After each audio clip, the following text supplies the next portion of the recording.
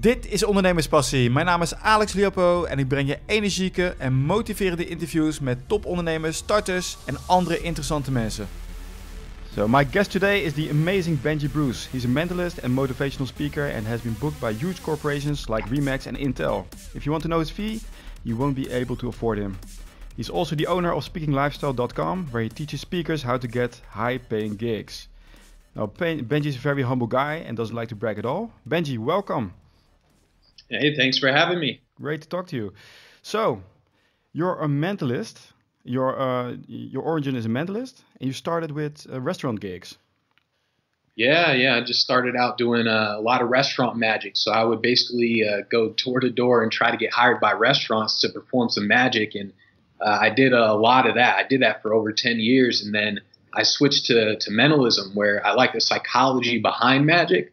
So I switched to doing a lot of mind reading. And from there, I just booked a lot of corporate events, and I got hired through the corporate market. But it all started with the restaurant gigs. Yep. And I also saw some teachings of you online, how to get better restaurant gigs.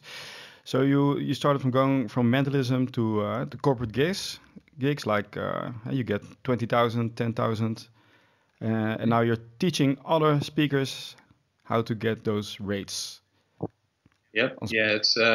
Yeah, that's exactly what I'm doing. So I've been watching your videos for a couple of months now, and you're a real content machine. You've explained in the videos how you do this, but you bring out a lot of content. Can you talk us a little bit about your strategy, how to do that?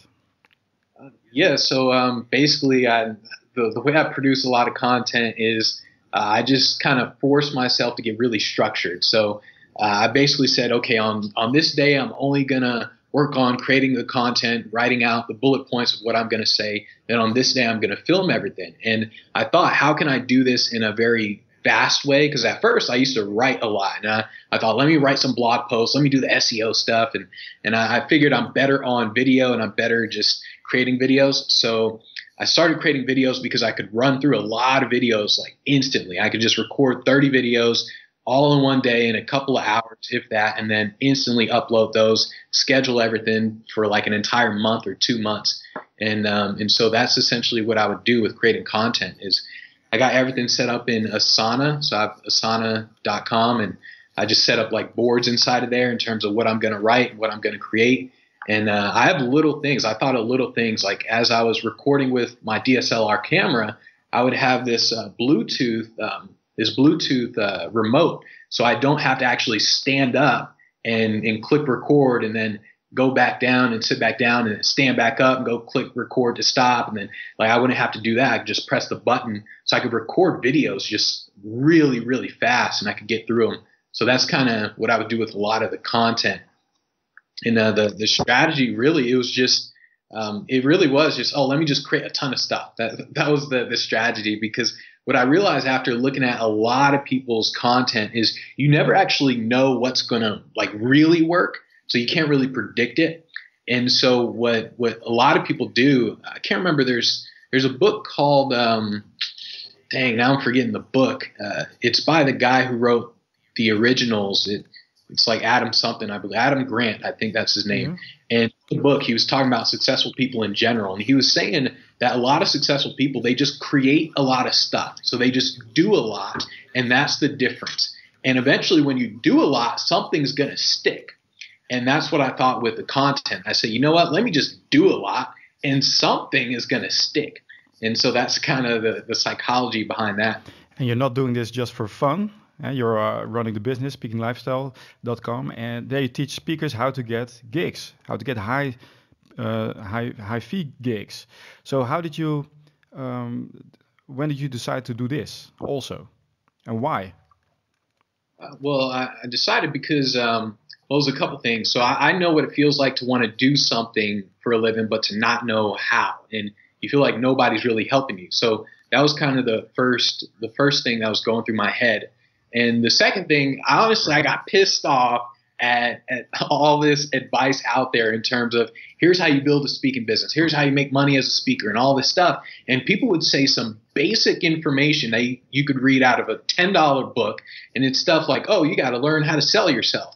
I'm thinking, well, duh. And so I would get pissed off at all these people because I was actually doing it. And I thought to myself, like, man, these guys, they're just making money selling the products. And it's obvious they've never actually contacted a company. They don't even have a single review from a real company who hired them. So I was getting pissed off. And I was like, you know what? Let me put out some real stuff in terms of here's how it really works. And that's essentially what I started doing.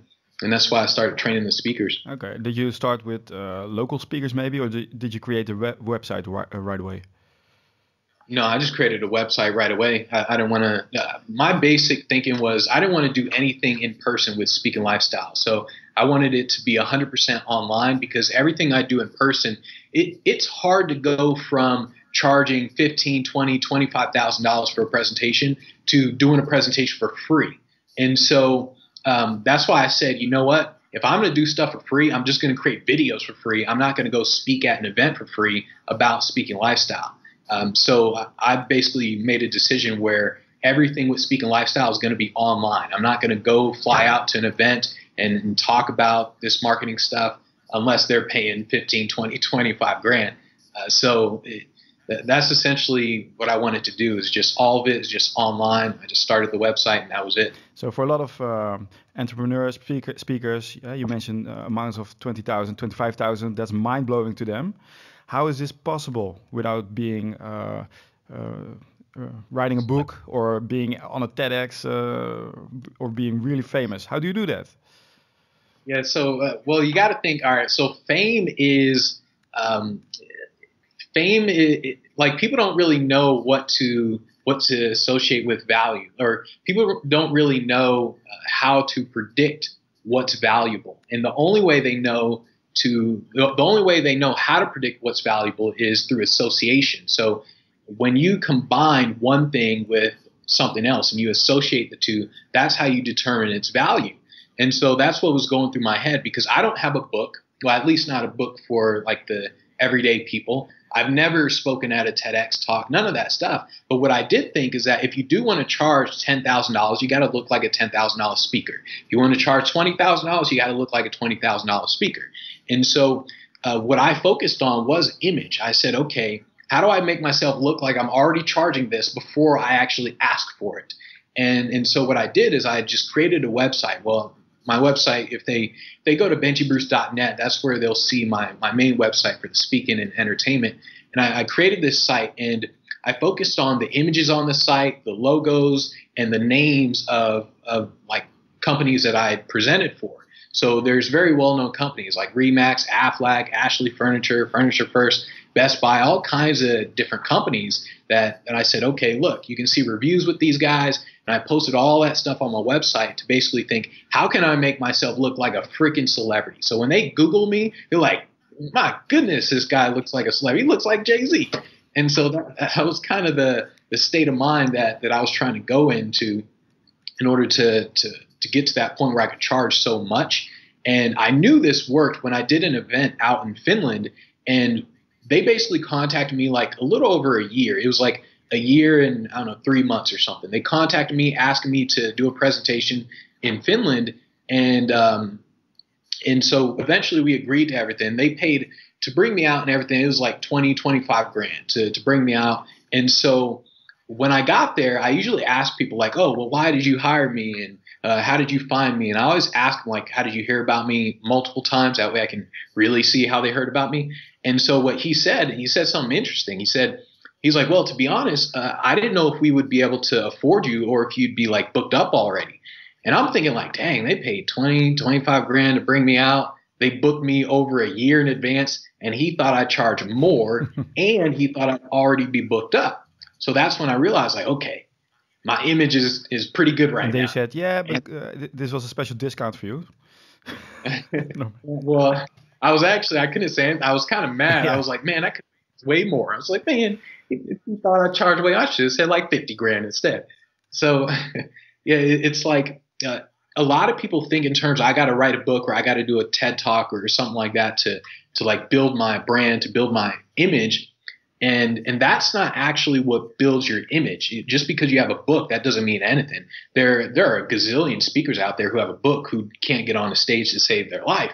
And it's not about the book. It's about, oh, you're a best-selling author, and oh, you've been on all these TV channels because of your book. That's what gets you on there. So, or that's what increases your fees. And so that's essentially what I focused on was I don't need a book. I can just get on TV. So I got myself on Fox and all these other channels, and I said, all right, let me put this on my website. And you have images of that on your website and also the movies. So how did you get on Fox? Well, I just contacted the producers. So one of the things that I tried in the beginning is whenever people say to get PR, you have to send out a press release. And I tried that in the beginning. I was like, okay, let me write a press release. This is brilliant. Oh my goodness, Benji, you're so amazing. I mean, I didn't write that in the press release, but I was writing and I'm thinking the energy was there. Yeah. Okay, so I'm writing this stuff and I'm thinking, okay, cool. They're going to definitely bring me on. And I sent it out to all these producers and it was just crickets. I didn't hear anything from anybody. And so I said, okay, well, maybe that was just that thing. So I wrote another one. I did it like 2, 3, 4 times. And it was just crickets. I didn't get any responses. I said, okay. So I just went to the producer's Facebook page. I sent him a Facebook message. And it was literally like 2, 3 sentences. I said, hey, I noticed you're the producer of Fox. What do you think about bringing a mentalist on TV? And I could do like some mind reading demonstrations with the news anchors. And then she said, yeah, sure. When can you come here? I thought, dang, that was easy. Boom. And so I did that with all the producers, and I just sent Facebook messages. And the one in San Diego, that was a little different because I was doing an event out in San Diego, and it just so happens that I showed a guy. I was eating at a restaurant, and I showed a guy like where I bend a quarter, and I showed him this demonstration. And he thought it was cool, and he said like, hey, what do you think about coming to our grand opening later on today, and you can actually just perform or something. And usually I say no to that stuff. But he was like, oh, there's going to be like some news anchors here. So I said, okay, sure. And so I go there and I saw the news anchors and I did something for them. And she said like, hey, I can actually bring you on TV if you want. And so they got me on TV the very next day. So. Whoa. Great. Yeah. So what do you say to people who say, like, Benji Bruce, he's amazing, he's a mentalist, so that's easy because he has mind-blowing material? Oh, what do I say to that? Well, not literally, but you say, shut up and get some good stuff. Well, I basically say that's the point. Like, why would you ever create a brand where people can copy you? A lot of people say, like, oh, yeah, but you're a mentalist. I can't do that. And I say, that's the point. You think Tony Robbins created a brand where people can copy him? You think Walmart created a brand where people can copy them? You think Apple created a brand where people can copy them? You'd have to be an idiot to create a brand where people can copy you. So I basically said, yes, that's the point. And so the marketing tactics and the marketing strategies are similar. So in order for me to get on a stage, it's just me sending out emails. That's really simple. But in order for them to actually hire me, I now have to demonstrate why am I different from everybody else who sent them out a million different emails. And so when people say, yeah, but you're a mentalist, and I say, well, I mean, Tony Robbins isn't a mentalist and he has a bigger business than me. I'm kind of mad about that. But it's like, the whole point is you build something that people can't copy. Like, you'd have to be an idiot to build something people can copy. True. So in Speaking Lifestyle Academy, how many, do you have an example of somebody you helped to get better gigs? Which a person who isn't a medalist? Yeah, I mean, there's the one guy. I actually sent an email out about him, a guy named Jake, where he was a youth speaker. And he basically bought a program of mine where I teach all the speakers how to find events and how to contact events. And I don't think I've ever seen anyone get a gig as fast as him. It was ridiculously fast. He bought the program on a Monday, and on a Wednesday, he was like, hey, man, I already booked a corporate gig. I'm thinking like, dang, what in the world? And I mean, How did you do that for references? Well, he just contacted me. He just literally used the program and he just contacted people, where he was just sending out the emails structured in the right way, and he just contacted people nonstop. And then, I mean, he already had a website. Like he was already a full-time speaker in the youth market. And so it's not like he was a complete beginner. If you're a complete beginner, it's going to be hard for you. That there's no doubt, because if you don't have video footage, if you don't have a website, it's going to be a lot harder for you. And so he was already a full-time speaker. He already had videos and everything of him on stage in the college market and in like high schools, but he wanted to get into the corporate market. He wanted the higher paying ones. And so that's why he bought the program. And then bam, he got booked really fast. And I even said that in the email, like, hey, I don't think anybody will be able to duplicate his results because this is ridiculously fast, but this is pretty cool. And so I think a lot of times, I think that's the biggest thing is a lot of people make excuses about why they can't do something. They say, yeah, but you're different. You're a mentalist. You're a juggler. You're a comedian. You're this, you're that. And when they make the excuses, that's literally the reason why they will not build a business. And like you will never see someone like Mark Zuckerberg or Bill Gates say, oh man, he built a business because of this. And so I can't do it. Instead, they do the exact opposite. They look at someone and they say, okay, well, he's different than me. So let me figure out what I can use. And that's what Sam Walton from Walmart did, where he would go to all stores, all kinds of different stores, the competitor stores, and he would look to see what can he take. He would say, what can I copy from these guys? And that's what he would do. He didn't say, oh, my goodness, Kmart's so big. They're all over the place. I can't do anything. He would just say, oh, okay, Kmart's aisles are, 4 feet apart. I'm going to use that in my stores as well. And so I think that's probably one of the biggest things I see with a lot of people is they essentially say, yeah, you're different. So I don't know if I can copy that. And I say, well, one, that's the point. But two, you essentially want to figure out what can you copy? What can you do? Because if you come up with an excuse for why you can't, then you will literally be broke forever. So how did you learn the trade? The trade in terms of just business? The speaking trade, yeah. Well, it was a combination. I read a lot and I was doing a lot. So that it's like I've never actually had a job my entire life. It's just been me building my business my entire life. So in the beginning, when I was doing the restaurant stuff, I would go door to door to restaurants, and I would like go door to door, and I'd have to learn how to pitch them and things like that. And so when I would pitch and I realized that, hey, these guys aren't really interested, I would now read a book on selling. And I say, okay, let me change up how I pitch. And then I'd pitch them again, and I would change things like that. So it was a combination of reading a lot and doing a lot. And basically for every hour I would spend reading, I'd spend like 3 hours actually doing.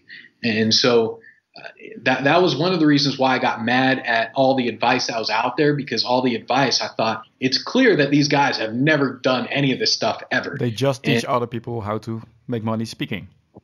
Yeah, and I tend to tell people the opposite. Like a lot of people say, like a lot of the stuff selling, people say like, oh, in 30 days you can accomplish this. And I sit there and say like, look, in 3 years you may accomplish something. Like I don't think people realize the level of ambition that's required to accomplish just half of the things they want to accomplish. And so a lot of real entrepreneurs get this, where they say like, yeah, it took me a long time to get here. But when people are trying to start something new, especially like speaking business, they don't realize what it actually takes. So they just get demotivated. They try to contact people, and then a week goes by where they get all these no's, and then they're like, oh man, this stuff doesn't work. And I say like, man, that's ridiculous. I went for months, years of hearing no's before I could actually like build some momentum. And so people just get demotivated too much. Could you give an example of the amount of people you contact before you get a yes? Maybe back in the days, not right now, because they book you right away. A lot easier. So back in the days, basically I would contact like 100 people a day. And I don't, the problem with back in the day is I didn't have a system set up. My whole system was literally, I woke up, let me just send some emails, and then if I can remember who to reply to, I'll remember who to reply to. But that was like my system back in the day. I didn't CRM, nothing. And so all I would do is I would just count in terms of making sure I could get around 100 people a day. At least I could talk to 100 people a day. And so what I would do is I would do a combination of that with a combination of how do I improve my website? So I would think in terms of how do I get testimonials from people and things like that to improve my website. That way I could increase the chances of me getting hired when they saw my website. And so there really isn't a number in terms of here's how many people you contact before you get hired. It's more a matter of it depends. It depends on how good your image is, how good your website is, how good your personal brand is, combined with how many people you contact and what you say when you contact them. Because in fact, that's another thing where I was talking with a guy inside the program that I have where I show them like, here's how you talk to people and here's how you contact them. And this is where I see a lot of people, they mess up because I'll give them templates and I'll say, here's literally the template that I use. But when you contact people, you want to customize the template.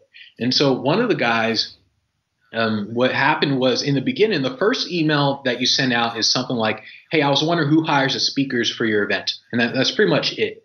And then they reply, they say like, oh, either like we don't pay speakers. There's only a certain amount of responses that they can respond with. And when people say we don't pay speakers, there's a template that I have for that. And so what this guy did is he copied and pasted the template. I said, oh man, you shouldn't have done that. You shouldn't have copied and pasted it. You should have customized it. Because the person who responded to him, she said something like, oh yeah, JJ doesn't really hire the speakers. She brings in her personal friends or something like that. Yeah. And so I went to the website and I saw that one of her friends are actually, I mean, she has like some pretty well-known friends. And so I saw this on the site and I said, what you should have responded with is you should have said, well, it looks like JJ's pretty connected because I saw so-and-so at the event. How do I become one of her friends? Here's some information. And so you customize it like that.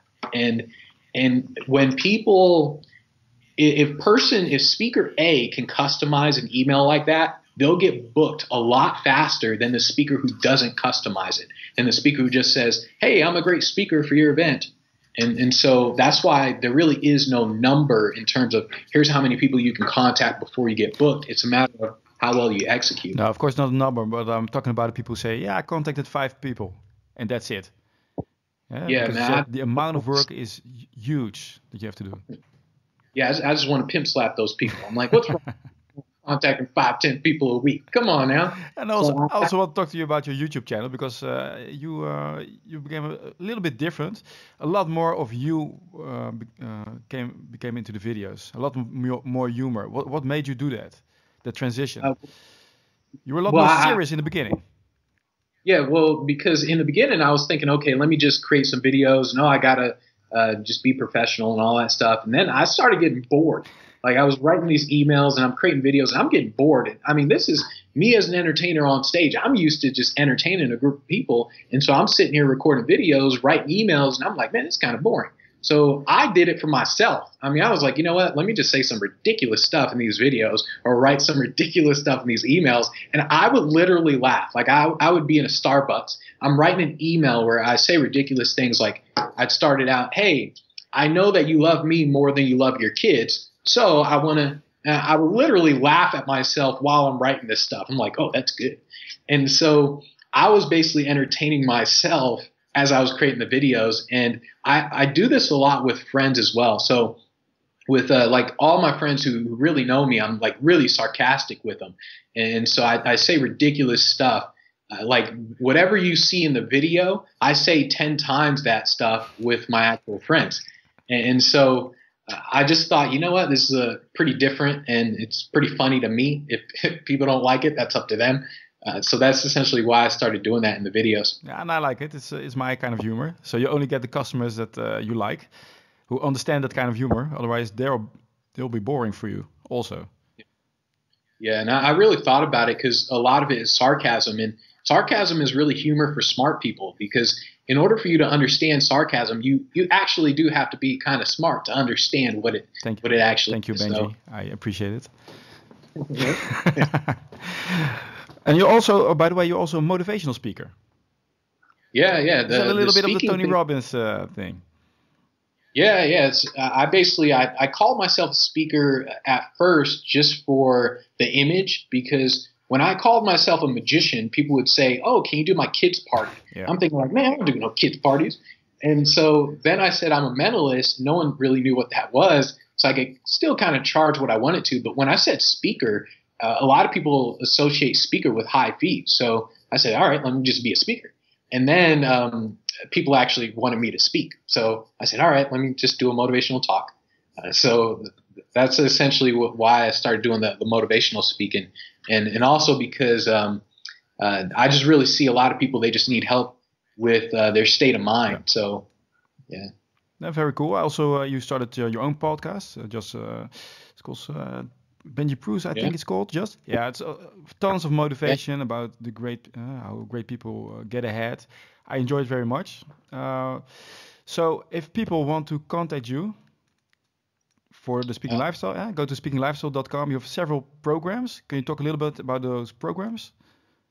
Yeah, the speakinglifestyle.com, that's just the programs to help people who want to be speakers, experts, coaches, consultants, where I just help them get on stages, help them do their marketing, and help them market themselves. So they can go there, they can watch all types of videos, look at the programs, sign up to the email list. And if they just want to learn about me in general, they could just Google me and just type in Benji Bruce, or go to benjibruce.com, benjibruce.net, benjibruce.org, any one of those. Yeah, and also I wonder how actionable are those programs, because the YouTube videos that you create are incredibly valuable on their own. So what else is there in the programs?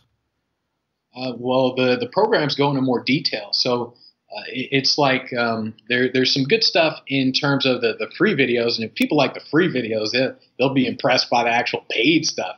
And so the actual paid stuff goes into way more detail in terms of whichever thing they're paying for. So like if they pay for the event finder, where it talks about how to find and contact events, this is where I go into, here's like exactly what you say, here's the systems that you want to use, and I like really go into detail. Whereas with the videos, I just say simple stuff like, hey, you need to start contacting people.